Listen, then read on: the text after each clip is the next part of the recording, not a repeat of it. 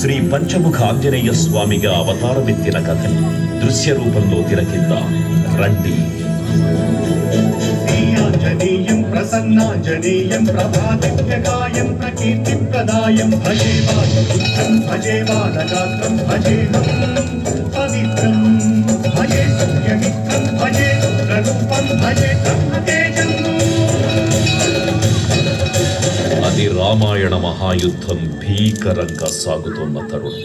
శ్రీరామచంద్రుని సారథ్యంలో వానర సైన్యంతో విజృంభిస్తూ లక్ష్మణస్వామి తనతో పోరాటం చేస్తున్న రావణుడి కుమారుడు ఇంద్రజిత్ తలని బాణంతో ఒక్క వేటుతో వేరు చేశాడు.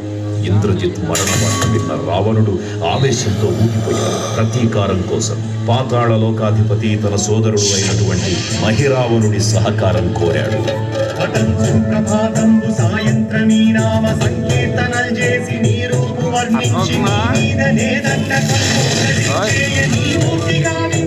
సుందరం పెంచి నీ రాధనాసుందరై రామ వస్తుండనై నిన్నులే కొల్చెదను. నీ కటాక్షంబునందూచితే వేడుకల్ చేసితే నామురాలించితే నన్ను రక్షించితే. తంత్ర విద్యలో ఆరితేరిన మహిరావణుడి దాడి గురించి విభీషణుడి ద్వారా ముందుగా తెలుసుకున్న హనుమంతుల వారు తన ప్రభువుల విశ్రాంతి మందిరానికి కాపలా ఉండగా ఆ దుష్టుడు లోపలికి ప్రవేశించడానికి పలు ప్రయత్నాలు చేసి చివరికి మాయోపాయంతో విభీషణుడి రూపం ధరించి మందిరంలోకి ప్రవేశిస్తాడు. నిద్రిస్తున్న రామలక్ష్మణులను అపహరించి పాతాళ లోకానికి తీసుకుని పోతాడు. అంజనాదేవి గర్భాన్వయాదేవ నిందించనేరంత వాడన్ దయాశాలి వై చూచియుండాత వై చూచియుండక్కదన్ నిల్చియున్ తొల్లి సుగ్రీవకు మంత్రి వై స్వామి కార్యార్థమై ఏగి శ్రీరామ సౌమిత్రులను చూచి వారిని విచారించి సర్వేసు పూజించి ఎవ్వారు చంపంటు గావించి వాలిని సంపించి సతిల కుంటు పాదకి వీక్షించి కిష్కింధకే తెంచి శ్రీరామ కార్యార్థమై లంకకే తెంచియున్ కాల్చియున్ యవ్వూని చూచి ఆనందముక్తం గిర్యాయుందరం విచ్చి ఆరత్నముందెచ్చి శ్రీరామకున్నిచ్చి సంతోషముం చేసి. తన ప్రభువులను కాపాడుకోవడానికి వాయువేగంతో పాతాళ లోకానికి చేరుకున్న ఆంజనేయ స్వామికి సగం మొసలి సగం వానర రూపంలో ఉన్న వింత జీవి ముఖద్వారం వద్ద కాపలా కాస్తూ కనిపిస్తోంది.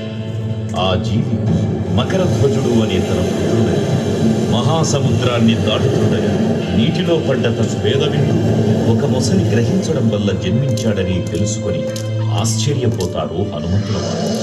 తన పుత్రుడిని యుద్ధంలో ఓడించి పాతాళ లోకంలోకి ప్రవేశిస్తారు.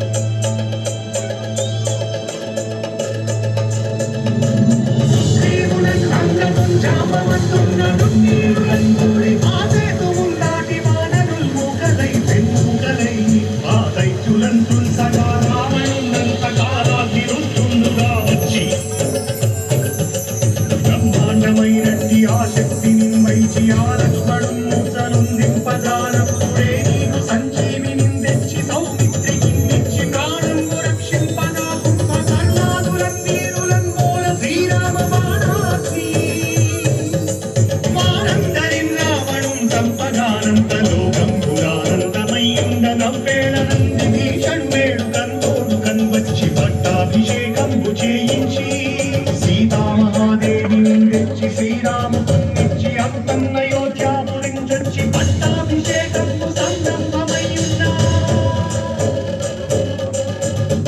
పాతాళ లోకంలో అడుగుపెట్టిన పవనపుత్రుడు మహిరావణ మరియు అహిరావణ సోదరులతో భీకరపు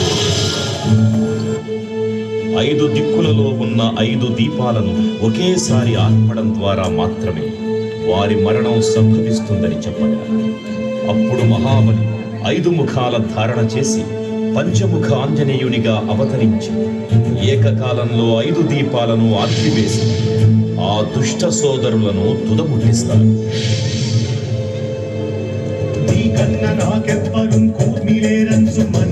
శ్రీరామ భక్త ప్రశస్తంబుగా నిన్ను సేవించి నీ కీర్తనలు చేసిన పాపములు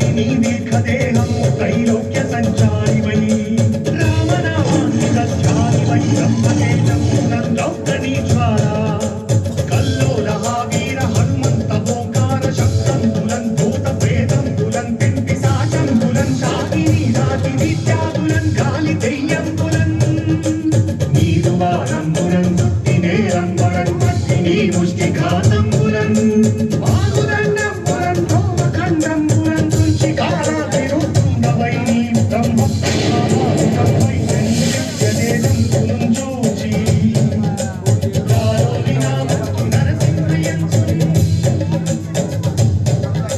దయా దృష్టి వీక్షించి నన్నేలు నా స్వామి ఓ ఆంజనేయ నమస్తే సదా బ్రహ్మచారి నమస్తే నమో వాయుపుత్ర నమస్తే నమః. తూర్పు దిక్కున చూసే శ్రీ హనుమాన్ ముఖం సర్వ పాపాలను హరించేదిగా, దక్షిణ దిక్కున చూసే శ్రీ నరసింహుని ముఖం శత్రుభయాన్ని పోగొట్టి విజయం చేకూర్చేదిగా, పశ్చిమ దిక్కుని చూసే శ్రీ గరుడ ముఖం భూత ప్రేత తాంత్రిక భయాలను పోగొట్టేదిగా, ఉత్తర దిక్కు వైపు చూసే శ్రీ వరాహ ముఖం గ్రహదోషాలను హరింపజేసి అష్టైశ్వర్యాలను అందించేదిగా, ఆకాశం వైపు చూసే శ్రీ హయగ్రీవ ముఖం విజ్ఞానాన్ని విజయాన్ని ఉత్తమ జీవిత భాగస్వామిని అందించేదిగా పురాణాలు చెబుతున్నాయి. కావున భక్తులారా, అన్ని విధాలుగా మనలను ఆపుకుని శ్రీ ఆంజనేయ స్వామిని మనసారా స్మరించుకుని ధరించండి. శ్రీ శ్రీ శ్రీ మహావీర బజరంగ బలికి జై.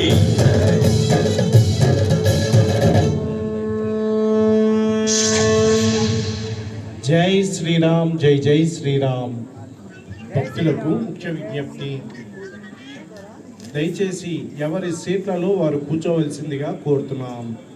ఇప్పుడు 60 అడుగుల శ్రీ అభయాంజనేయ స్వామివారికి మహాహారతి కార్యక్రమం నిర్వహించబడుతుంది. కావున భక్తులు శ్రీ అభయాంజనేయ స్వామివారి సన్నిధికి చేరుకోవాల్సిందిగా కోరుతున్నాం. జై శ్రీరామ్, జై జై శ్రీరామ్.